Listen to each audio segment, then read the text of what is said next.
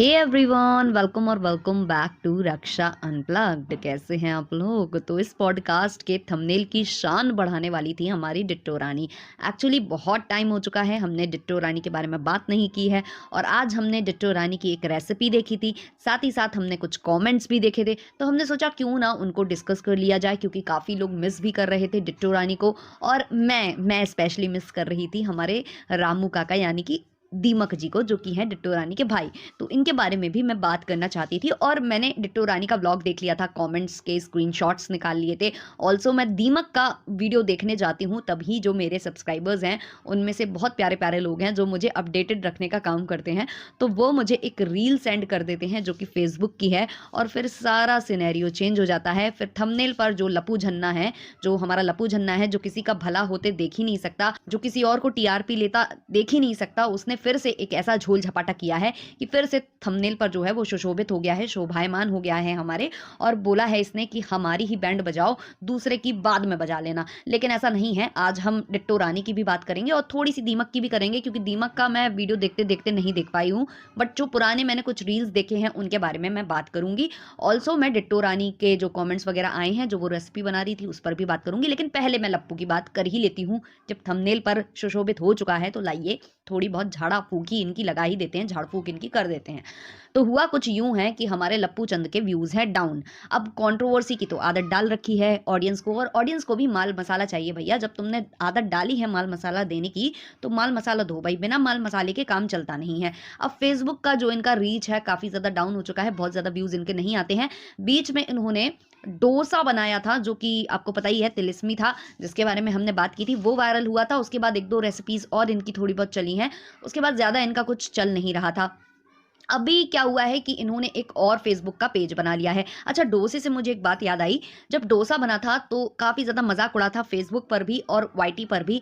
हम लोगों ने उस तिलिस्मी डोसे को काफ़ी ज़्यादा डिस्कस किया था। तब ये लोग लाइव प्रकट हुए थे और लप्पी और लप्पू का कहना था कि जो लास्ट वाला डोसा था ना वो अच्छा बन गया था, लेकिन उसकी क्लिप मिस हो गई थी। ऐसा लप्पी और लप्पू का कहना है कि टेस्ट वाइज बहुत अच्छा था, वो थोड़ा सा वैसा हो गया था, लेकिन टेस्ट वाइज अच्छा था। लेकिन कल मैंने एक व्लॉग देखा है जहां लप्पी मार्केट गई हुई हैं, जहां वो जलेबी तलने की कोशिश कर रही हैं, जो उनसे हो नहीं पा रहा है। ऐसे काम काज में अच्छी नहीं है, कुशल नहीं है हमारी भाभी। हमारी भाभी जो है झूमने में कुशल है, झूमता मिनारा है वो।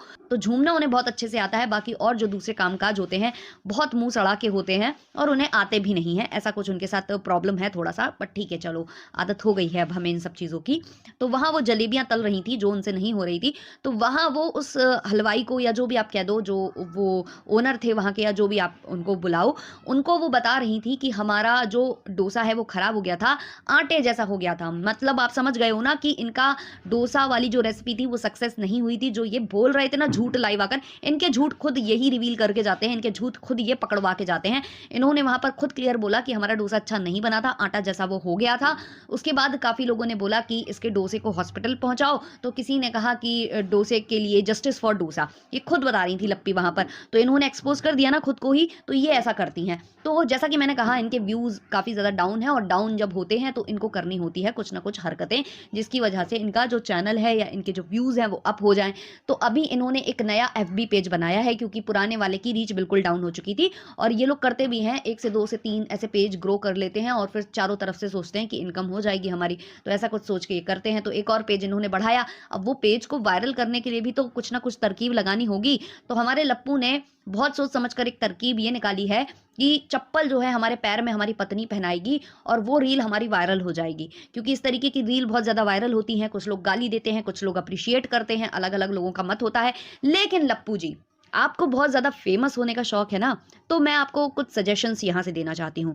पहली बात तो ये कि ये टुच्ची टुच्ची जो हरकतें तुम कर रहे हो ना, चप्पल पहना दो, जूता पहना दो, या फिर कह दो कि मैं पत्नी के साथ रील नहीं बनाऊंगा, या बहुत ज़्यादा लवी डवी दिखाने की कोशिश करो, गले में हाथ डालोगे, ट्रेन में चढ़कर जो है गुच्ची पुची करोगे, इन सब से कुछ नहीं होने वाला है। क्योंकि तुमने इतने हाई लेवल वाला ड्रामा दिखा दिया है ना कि उसके आगे ये सारे के सारे फेल हैं। तो मैं तुम्हें अगर एक मुफ्त का ज्ञान दूं, तो तुमने 2-4 अंगूठियां और कहीं कहीं बांटी हैं। तो एक काम करो, अब वहां पर कॉन्ट्रोवर्सी करो, वहां दीदी भैया वाला खेल दोबारा से करो, फिर तुम्हारा चैनल दोबारा से जो है ग्रो कर जाएगा, दोबारा से जो है रफ्तार पकड़ लेगा। ये टुच्ची हरकतें अब लोगों को भाती नहीं है तुम्हारी, क्योंकि लोगों ने कुछ इतना बड़ा देख लिया है कि ये तो उसके सामने मतलब कीड़े मकोड़े के समान है, तो किसी को कोई इंटरेस्ट नहीं है। या फिर दूसरा ऑप्शन मैं और बताती हूँ, ये जो चप्पल लप्पी तुमको पैरों में पहना रही थी, उससे तुम्हें ये कहना था कि तुम्हें ये चप्पल मेरे पैरों में नहीं पहनानी है, ये चप्पल तुम्हें अपने हाथ में लेनी है और मेरे सिर पर 5-6 बार बजा देनी है।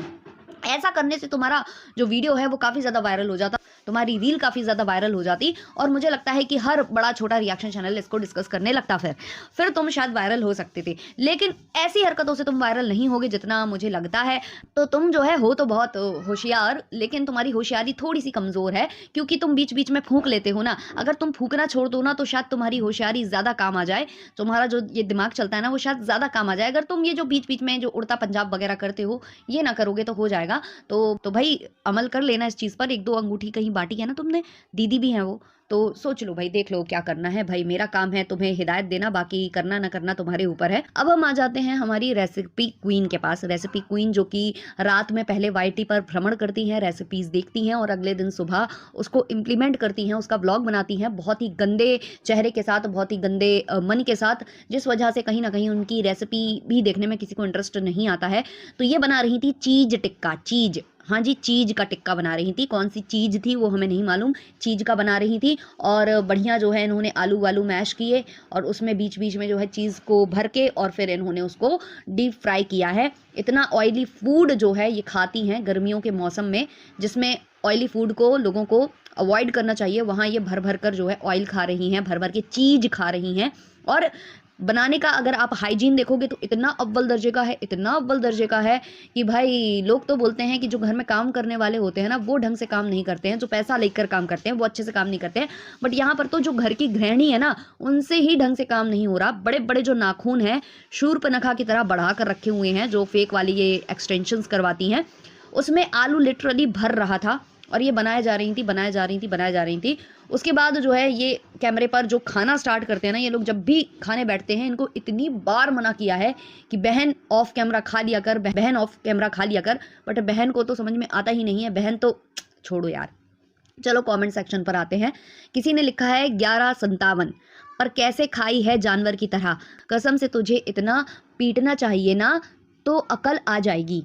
एक और कमेंट है, इतना बड़ा बड़ा नाखून है, पूरा खाना उसके अंदर जाता है डिट्टो, प्लीज अपना नाखून काट लो, बच्चों के साथ भी ठीक नहीं है। इधर पर रिप्लाई आता है, वो नाखून लगवाई है, काटेगी थोड़े ही, फैशन के आगे हाइजीन क्या है। एक और कमेंट है, तुम्हें कुछ तरीके से बनाना नहीं आता है, क्यों ट्राई करती हो। एक और कमेंट है, जब देखो तब आलू आलू, क्या पतली होगी तुम, डिट्टो ये कैसी डाइट होता है तुम्हारे, भगवान ही जाने।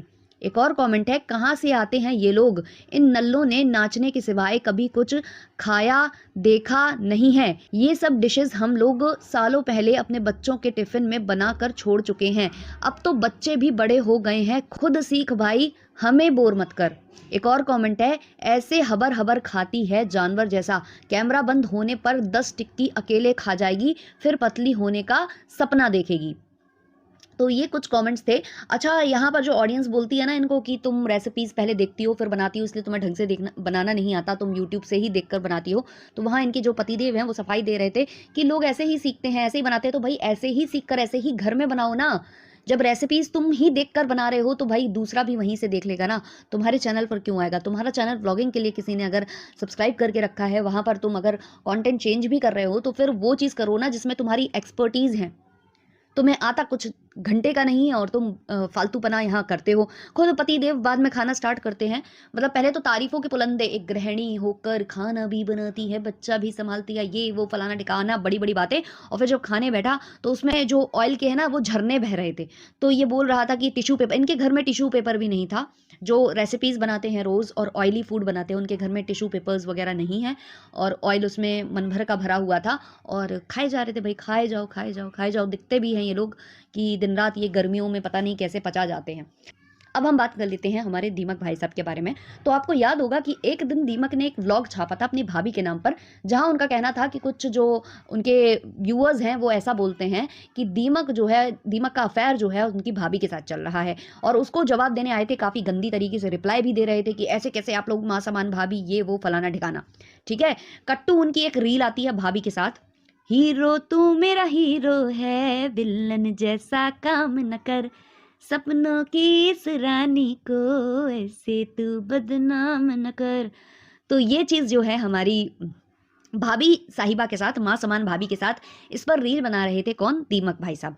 पीछे बैकग्राउंड में पत्नी जो है किचन में काम कर रही थी, भाभी बार बार जो पत्नी है निकी उसको देख रही थी, क्योंकि उसका मुंह काफ़ी ज़्यादा सड़ा हुआ बना हुआ था।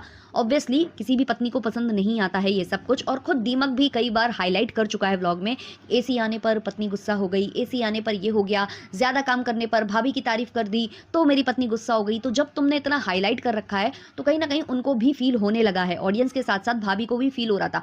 वो बना तो रही थी रील क्योंकि देवर ने फोर्स किया है, क्योंकि देवर जो है एसी बेसी लगवा रहा है ना, तो ये सब बातें हैं जिसकी वजह से भाभी तैयार हो गई थी। तो अब ये जो माँ समान भाभी वाला कॉन्सेप्ट था वो कहाँ गया, मेरा प्रश्न यहाँ ये है दीमक से। तो दीमक ये जो गंदी टुच्ची हरकतें करता है जानबूझकर करता है, फिर अगर यहाँ पर इसको भद्दे कमेंट्स आ जाएंगे तो अगले दिन रिएक्शन वीडियो लेकर आ जाएगा, पूरा व्लॉग गंदा सा अपना झिलवाएगा और लास्ट में जो है रिएक्शन देगा। तो इन सब चीज़ों से काफ़ी ज़्यादा इरिटेट होते हैं लोग, इनसे रिएक्शन चैनल वालों के साथ साथ जो ऑडियंस है वो भी इसकी इन हरकतों से इरिटेट होती है। वहीं एक और मैंने रील देखी थी जिसमें इसकी जो पत्नी है दिमकाइन, वो एक गाने पर रील बना रही थी, बोल राधा बोल मूवी का गाना है वो, मैं हूँ गाँव की छोरी बाबू रंग लहरी, ऐसा कुछ है, जरा मुझको भी पढ़ना सिखा दे तू। तो वहाँ मैंने एक कमेंट देखा था जिसको पढ़कर यार मुझे इतनी हंसी आई, इतनी हंसी आई, मतलब मैं लिटरली बहुत हंसी हूँ उस कमेंट को पढ़कर। वहाँ लिखा था कोई बात नहीं टेंशन नॉट, तुम्हारा बाबू भी अनपढ़ है। इतनी हंसी आई मुझे वहाँ पर। और वाकई में इस तरीके के गानों पर ये बना के उसको डिग्रेड करने की कोशिश करता है कि वो गांव से आई है, या वो कम पढ़ी लिखी है, या वो मिडिल क्लास फैमिली से आई है। बट ये कितना पढ़ा लिखा है, ये कितना मतलब कहा जाए कि बहुत ज़्यादा लिटरेट है, या इसके पास बहुत सारी डिग्रियां हैं, ये पता नहीं अपने आप को क्या ही शो ऑफ करता है। और अगर मान भी ले कोई एक बार के लिए, वैसे तो कोई सपने में भी नहीं सोच सकता कि ये पढ़ा लिखा बंदा है, लेकिन अगर बाय चांस कोई भूले भटके मान ले कि चलो इसने पढ़ लिया होगा थोड़ा बहुत, तो काम क्या आया तेरे, काम क्या आया। अंततः तू अपनी पत्नी को ही नचा रहा है। तू तो, तेरे में तो इतनी भी दम नहीं है कि तू खुद के बदौलत ब्लॉग चला ले। जब तेरा अकेले का व्लॉगिंग चैनल था, जब पत्नी नहीं थी, तो या तो तू भाभी पर सर्वाइव करता था या अपनी बहन के घर पे जाके रामू काकागिरी करता था। तो वही कुछ चीज़ें हैं भाई, तुम अपनी पत्नी को डिग्रेड करने से पहले अपने गिरेबान में थोड़ा सा झांको, उसके बाद फिर कोई चीज़ बोलो। तो ये था आज का पॉडकास्ट, इसको मैं ज़्यादा लंबा नहीं खींचना चाहूँगी। अच्छा लगा हो तो लाइक शेयर सब्सक्राइब कर देना। और हाँ, मैं सोच रही हूँ कि अब मैं थोड़ा सा स्टोरी वीडियोज़ जो मैं काम किया करती थी टेल्स विद रक्षा पर, क्योंकि वो वाला चैनल मैंने हाइड करके रखा हुआ है, मैं बिल्कुल भी वर्क नहीं कर पा रही हूँ, मुझे टाइम ही नहीं मिल रहा है। इसी चैनल पर मैं बड़ी मुश्किल में काम कर पाती हूँ, जिस वजह से मैं पॉडकास्ट बनाती हूँ ना कि वीडियोज़। तो वो टेल्स विद रक्षा वाले जो वीडियोस थे जिसमें मैं स्टोरी लेकर आती थी, तो मैं सोच रही हूँ कि स्टोरीज़ मैं यहाँ लाऊं, क्राइम की स्टोरीज़ होंगी या उस तरीके की स्टोरीज़ जैसी भी मेरे सामने आती हैं पोर्टल से मैं पढ़कर बताऊंगी। कुछ लोग बोल रहे हैं कि मूवीज़ की स्टोरी बताओ, बट वहाँ पर भी कॉपीराइट का कुछ इशू होता है। दूसरा, हम ज़रूरी नहीं कि हर एक मूवी वॉच करें, फिर वो ये हो जाएगा कि हर एक मूवी वॉच करो और फिर बनाओ। तो मैं ये सोच रही हूँ क्राइम स्टोरीज़ ज़्यादा सही रहेंगी, क्योंकि वो पोर्टल्स पर अवेलेबल होती हैं, वहाँ से हम पढ़कर और आपको एक्सप्लेन कर सकते हैं अच्छे से। 5-6 पोर्टल्स पढ़ने होते हैं, मतलब टाइम तो जाता है, लेकिन अच्छे से हम उसे एक्सप्लेन करवाएंगे आपके आगे। तो आप लोग बताना कि रात के रात लाएं वो या किस टाइम पर लाएं, कौन सा टाइम सही रहेगा वो स्टोरीज के लिए। तो बाकी मिलते हैं नेक्स्ट वाले पॉडकास्ट में। लाइक शेयर सब्सक्राइब करना मत भूलना। तब तक के लिए बाय बाय।